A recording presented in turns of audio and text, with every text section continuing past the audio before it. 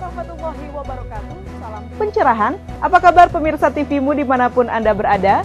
Semoga kebahagiaan dan kesehatan selalu tercurah untuk Anda semua sehingga kehidupan yang sempurna akan kita dapati di setiap harinya. Dan pemirsa, senang rasanya saya Irmalia Septiana dapat hadir kembali menjumpai Anda dalam berita dan analisa. Dan seperti biasa, sejumlah informasi cerdas dan mencerahkan akan kami hadirkan untuk Anda selama 30 menit ke depan. Untuk itu, ikutilah berita dan analisa selengkapnya.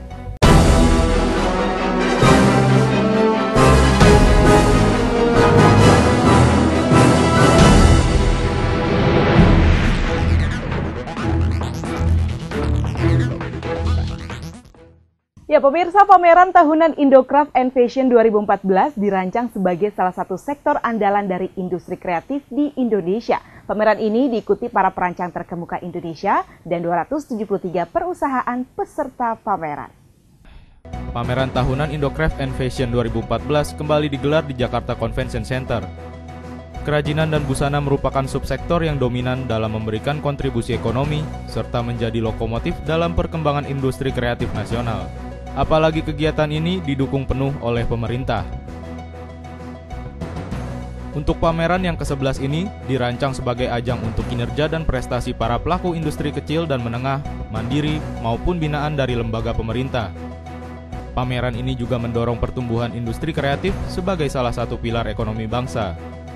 Ini kita lihat tadi booth-booth yang ada 273 booth ya. Itu terdiri dari ada mandiri dan binaan dari kementerian lembaga. Jadi partisipasi dari baik dari itu mandiri, perorangan-perorangan untuk mengembangkan industri fashion ini maupun binaan-binaan dari kementerian lembaga itu cukup antusias lah untuk bagaimana menumbuh kembangkan industri kecil ini, khususnya industri fashion yang berkaitan dengan industri kreatif. Dari ragam busana yang ditampilkan adalah hasil karya perancang muda terkemuka Indonesia, seperti Dian Pelangi, Jenny Cahyawati, dan Handi Hartono. Indocraft and Fashion 2014 diikuti oleh sebanyak 273 perusahaan peserta pameran dari IKM yang tersebar di Indonesia. Selain kerajinan tangan dan busana, ada juga produksi makanan ringan yang dijual di Indocraft and Fashion 2014. Rizky Nurul Ilmi, Bambang Triwibowo memberitakan dari Jakarta. Pemerintah melalui PT Pertamina Persero menerapkan pembatasan BBM bersubsidi jenis premium. Pembatasan tersebut diberlakukan setelah kelangkaan BBM jenis premium terjadi akhir-akhir ini. Akibatnya BBM bersubsidi langka di berbagai daerah. Kondisi antrean BBM seperti ini menjadi pemandangan yang jamak terjadi di berbagai wilayah di Indonesia. Masyarakat harus mengantri hingga berjam-jam di SPBU demi mendapatkan bahan bakar minyak bersubsidi jenis premium dan solar. Masyarakat menyerbu SPBU yang masih memiliki stok BBM bersubsidi. Bahkan masyarakat pun harus rela tidak kebagian BBM bersubsidi meski sudah mengantri berjam-jam. Pemerintah melalui PT Pertamina Persero telah mengeluarkan kebijakan pembatas BBM bersubsidi jenis solar dan premium. Akibat pembatasan tersebut, Pertamina mengurangi pasokan berbagai BBM bersubsidi di berbagai daerah. Sontak akibat minimnya pasokan tersebut, BBM non-subsidi jenis Pertamax dan Pertamax Plus menjadi buruan masyarakat meski harganya lebih tinggi. Berdasarkan instruksi dari pemerintah, Pertamina telah melakukan pemangkasan kuota BBM bersubsidi yang sebelumnya sebesar 48 juta kiloliter menjadi 46 kiloliter. Demi mempertahankan kuota BBM bersubsidi yang dipangkas tersebut dapat bertahan hingga akhir tahun, Pertamina menerapkan pembatasan BBM bersubsidi di berbagai daerah. Selain antrian panjang yang terjadi di berbagai daerah, konsekuensi yang ditimbulkan dari kebijakan pemangkasan tersebut adalah terganggunya aktivitas ekonomi masyarakat. Lantaran kelangkaan BBM bersubsidi tersebut dapat menimbulkan kepanikan di masyarakat karena harga-harga bahan pokok menjadi naik. Selain itu juga berpotensi terjadi spekulasi BBM oleh oknum yang tidak bertanggung jawab dengan memanfaatkan kondisi demikian demi mencari keuntungan. Energi merupakan sektor yang menyangkut hajat hidup masyarakat luas. Pemerintah bertanggung jawab dalam menyediakan sumber energi tersebut. Meski demikian, dibutuhkan juga masyarakat yang cerdas dalam menggunakan energi, karena BBM merupakan sumber energi yang harganya semakin melambung dan termasuk jenis energi yang tidak terbarukan. Fatriadi memberitakan untuk TVmu. Banyaknya pemberitaan bahwa kubu P3 merapat ke pemerintahan Jokowi JK dibantah Romi Romahur Muzi. Sekjen P3 ini menjelaskan bahwa belum ada tawaran untuk koalisi yang diberikan PDIP kepada partainya. Terpilihnya Jokowi JK sebagai calon presiden terpilih, banyak pemberitaan yang memberitakan bahwa kubu Partai Persatuan Pembangunan atau P3 yang merapat ke pemerintahan Jokowi JK dibantah oleh Sekjen P3 Romi Romahur Muzi. Romi Romahur Muzi menyampaikan belum ada tawaran langsung yang diberikan dari PDIP untuk bergabung dalam pemerintahan Jokowi JK. Sekjen Partai Persatuan Pembangunan ini menambahkan P3 akan tetap berkonsentrasi dalam koalisi Merah Putih. Kalau kemudian ini menjadi wacana, tentu semua orang boleh mewacanakan dan tentu memberikan apresiasi kepada Pak Lukman yang memang bagi kami itu sebuah kehormatan karena memang posisi beliau dalam mengemban tugas sebagai Menteri Agama mendapatkan pujian dan apresiasi dari banyak kalangan. Kami berterima kasih dan berbesar hati karena apresiasi publik yang seperti itu begitu. Apakah kemudian hal itu yang menjadikan kawan-kawan di PDI Perjuangan atau di tempat Pak Jokowi JK sendiri ingin meletakkan Pak Lukman melanjutkan kepemimpinannya di Kementerian Agama, tentu mereka yang lebih paham begitu. Tetapi prinsipnya akan hal itu sampai saat ini belum ada komunikasi sama sekali.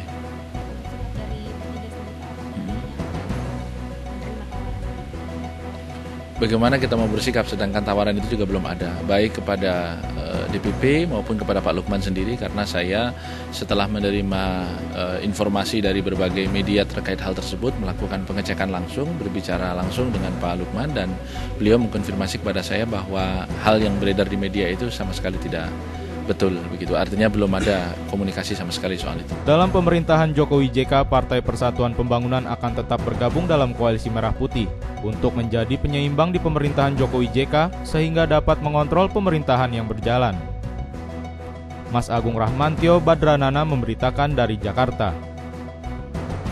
Setelah putusan MK, sejumlah partai koalisi Merah Putih banyak dikabarkan dilobi untuk masuk pemerintahan baru. Lalu bagaimana sikap P3 di koalisi Merah Putih setelah putusan MK?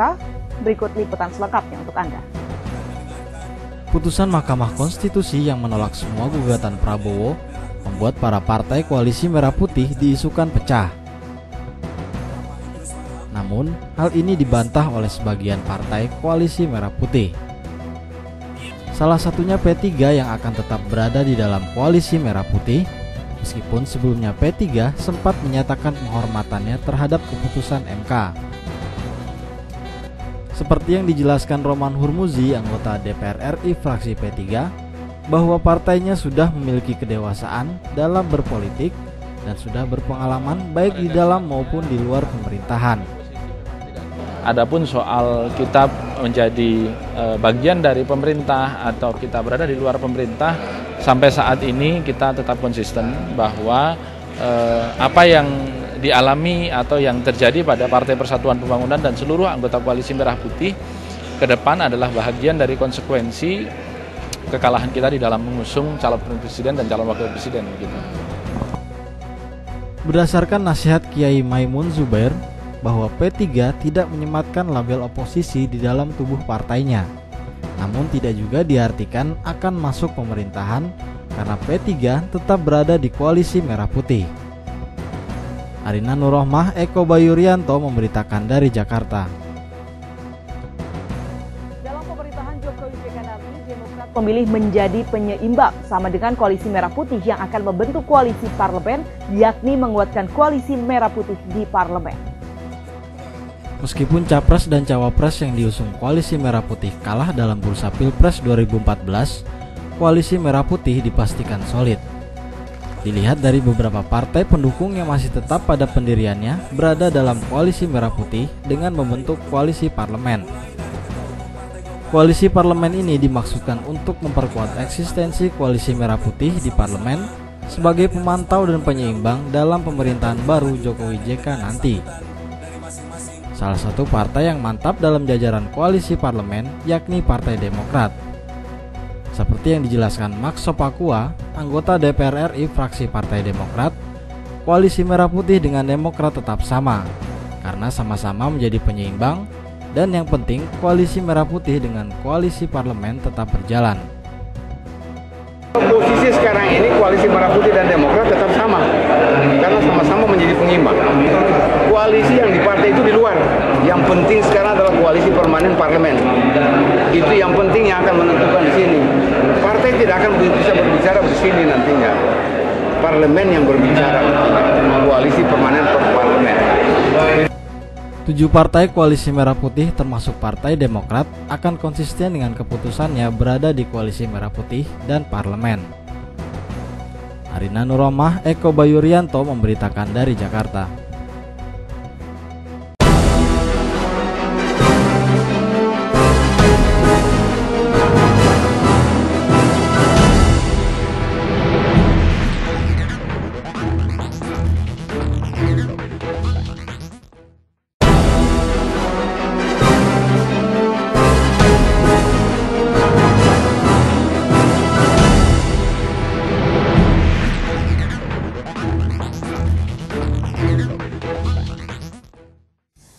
Tim kuasa hukum pembela Merah Putih meminta kepada Mabes Polri agar menghentikan kasus penggunaan logo Garuda Merah di saat kampanye pemilihan presiden 2014 lalu. Tim kuasa hukum Merah Putih menilai penggunaan logo Garuda Merah jelas tidak melanggar aturan hukum apapun. Sebab KPU, Bawaslu, dan DKPP sudah memutuskan tidak ada kesalahan dengan penggunaan logo Garuda Merah. Menurut tim kuasa hukum Merah Putih, surat pemanggilan Mabes Polri kepada Partai Gerindra terkait penggunaan logo Garuda Merah terkesan tiba-tiba. Sebab jutaan orang memakai logo itu selama Pilpres 2014. Jika Mabes Polri tetap memproses, maka akan banyak orang yang ditangkap karena kesalahan tersebut. Tim kuasa hukum Merah Putih mendatangi Mabes Polri yang merupakan bagian dari klarifikasi. Tim kuasa hukum sangat menyayangkan karena semua penyelenggara pemilu sudah tidak mempersoalkan lagi. Tidak hanya Prabowo dan Hatta yang memakai Garuda Merah, tetapi jutaan orang. Ketika Polri tetap mempersoalkan kembali, maka akan berdampak pada suhu politik yang baru. Ya, kami menyayangkan ya kalau memang yang dipersoalkan soal logo Garuda Merah, menurut kami tidak sepantasnya dipersoalkan kembali secara hukum, karena kasus ini sudah dilaporkan ke Bawaslu, sudah dilaporkan ke KPU, sudah dilaporkan ke DKPP, dan ketiga institusi tersebut menyatakan tidak ada yang salah secara hukum terkait lambang Garuda Merah. Kemudian lambang ini juga sudah dipakai oleh jutaan orang seluruh Indonesia, ya, termasuk Pak Prabowo, Pak Hatta, pimpinan-pimpinan partai koalisi, ya kan. Tim kuasa hukum Merah Putih menyerukan agar Polri bisa bertindak profesional dalam menjalankan tugasnya. Sebab kasus logo Garuda Merah dapat menyulut kembali pertikaian politik yang baru. Edi Musoni memberitakan dari Jakarta. Perolehan suara terbanyak dalam pemilu 2014 tidak memuluskan langkah PDIP di parlemen. Untuk hal ini, PDIP akan mengajukan gugatan ke Mahkamah Konstitusi. PDIP mengajukan gugatan ke Mahkamah Konstitusi untuk menggugat Undang-Undang MPR, DPR, DPD, dan DPRD atau Undang-Undang MD3 yang disahkan pada 8 Juli 2014. Karena PDIP selaku pemenang pemilu 2014 merasa dirugikan. Pasalnya, jabatan-jabatan di parlemen tidak lagi diberikan kepada partai politik sesuai dengan perolehan suara kursi secara proporsional. Akan tetapi jabatan itu akan dipilih langsung oleh anggota DPR. Menanggapi hal ini, Puan Maharani selaku anggota DPR RI fraksi PDIP yang ditemui usai sidang paripurna menjelaskan bahwa PDIP masih fokus di Mahkamah Konstitusi dan berharap Mahkamah Konstitusi dapat segera menggelar sidang agar cepat selesai. Ini kan kita tetap fokus untuk menggugat ke ke Mahkamah Konstitusi, dan insya Allah dalam waktu dekat ini akan segera digelar sidangnya di Mahkamah Konstitusi. Jadi kami juga berharap bahwa MK bisa segera meluangkan waktunya untuk bisa menggelar sidang berkaitan MD3 ini, agar kemudian polemik yang terjadi di legislatif ini tidak kemudian jadi berlarut-larut, karena kami menginginkan bahwa hak partai pemenang pemilu lah yang kemudian menjadi ketua DPR. Ini bukan masalah namanya PDI Perjuangan, kebetulan pada tahun 2014 ini pemenang pemilu legislatif adalah PDI Perjuangan. PDIP menggugat kesewenang-wenangan yang dilakukan secara adil di legislatif. Bahkan sampai saat ini, PDIP juga belum menunjuk siapa yang akan dicalonkan menjadi ketua DPR. Hal ini karena pihak PDIP masih fokus pada proses persidangan MK yang akan dijalani. Arina Nurrohmah, Eko Bayurianto memberitakan dari Jakarta. Sidang lanjutan Hambalang yang melibatkan Anas Urbaningrum kembali digelar. Kali ini sidang yang beragendakan mendengarkan keterangan saksi memanggil kembali mantan Bendahara Umum Partai Demokrat Muhammad Nazarudin. Untuk kesekian kalinya, mantan Bendahara Umum Partai Demokrat Muhammad Nazarudin didatangkan untuk menjadi saksi dalam perkara pembangunan proyek Pusat Pelatihan Pendidikan dan Sekolah Olahraga Nasional atau P3SON di Hambalang. Nazarudin menjelaskan pada waktu itu Nazarudin akan jumpa pers untuk menjelaskan apa yang terjadi dalam Partai Demokrat, dan pada saat itu juga Nazarudin disuruh pergi ke Singapura. Dia mengatakan yang harus berangkat, kenapa harus berangkat malam itu waktu itu? Karena untuk meredam situasi karena habis pulang dari Cikeas, itu yang dia. Meredam maksudnya apa? Waktu itu habis di Cikeas itu Ketua Dewan Pembina marah-marah yang mulia karena saya buka ini. Terus saya habis dari Cikeas saya mau langsung ke DPR, mau press conference, saya mundur dari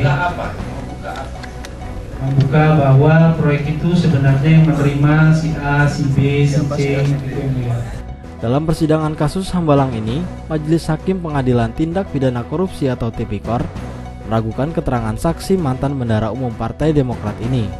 Karena dalam kesaksiannya, Nazarudin selalu mengkaitkan nama Anas Urbaningrum. Hakim juga menegur Muhammad Nazarudin untuk memberikan keterangan yang sebenarnya. Mas Agung Ramantio memberitakan dari Jakarta. Penanganan kasus Anas Urbaningrum oleh Komisi Pemberantasan Korupsi didilai memperlihatkan dan membuktikan rusaknya penegakan hukum di Indonesia. Adanya bukti tetapi keadilan belum juga ditegakkan. Dalam kasus seperti Anas Urbaningrum, memberikan penetapan kepada seseorang atas dasar kasus tertentu terlihat ganjil dan biasa. Karena kasus Anas Urbaningrum murni kasus hukum yang bersifat gratifikasi dan aneh. Kasus Anas Urbaningrum tidak bisa dihindari yang berbau politik. KPK tidak pernah lolos menangani kasus pemberantasan korupsi, bahkan tidak terbukti. Akan tetapi di Indonesia sendiri banyak kasus yang memang terbukti, tapi keadilan belum sepenuhnya ditegakkan. Disinyalir Komisi Pemberantasan Korupsi juga mengetahui informasi ketersangkut pautan atas Anas Urbaningrum dengan kasus Hambalang yang mengakibatkan penegakan hukum Anas Urbaningrum menjadi tergantung. Tim penyidik harus profesional dan Anas Urbaningrum juga harus menjalankan prosesnya untuk membuktikan apabila dia merasa tidak bersalah. Rizky Nurul Ilmi memberitakan untuk TVMU.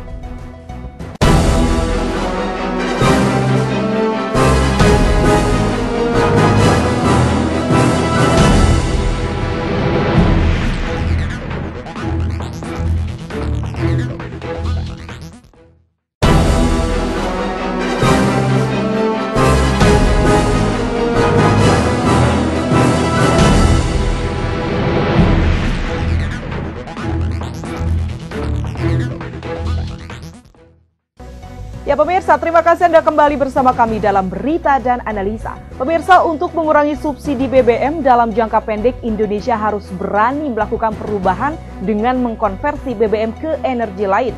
Pilihan yang paling bijak dengan ketersediaan sumber energi adalah gas.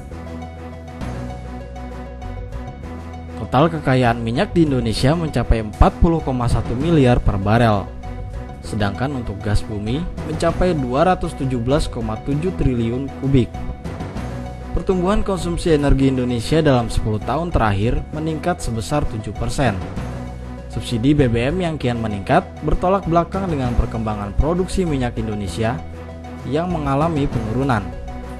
Dalam pemerintahannya, Jokowi JK menyusun strategi untuk memanfaatkan energi minyak dan gas secara bertahap. Nah, ini adalah perusahaan-perusahaan gas yang kita lihat berkiprah di Indonesia. Ada beberapa perusahaan, mulai dari Semua dikuasai. Nomor satu adalah dari USA, yang kedua adalah dari China sekarang. Kontraktor asing banyak didominasi oleh itu. Tapi mudah-mudahan dengan nanti Pak Jokowi JK kontraktor nasional yang akan bangkit. Tahapan pertama dilakukan dengan membuat infrastruktur pipa gas ke SPBU, kemudian membuat tabung untuk kendaraan bekerja sama dengan pihak swasta sehingga tidak membebankan APBN. Lalu, target selanjutnya seluruh Pulau Jawa dan kota-kota besar di luar Pulau Jawa sudah menggunakan bahan bakar gas. Artinya pemerintah sudah mengurangi subsidi BBM. Kemudian barulah jangkauan pipa untuk BBG sudah tersambung ke seluruh Indonesia. Rizky Nurul Ilmi, Bambang Triwibowo memberitakan dari Jakarta. Wacana pencarian calon wakil gubernur DKI Jakarta mewarnai pemberitaan di Indonesia setelah Joko Widodo menang dalam Pilpres dan Ahok naik menggantikannya sebagai gubernur DKI Jakarta.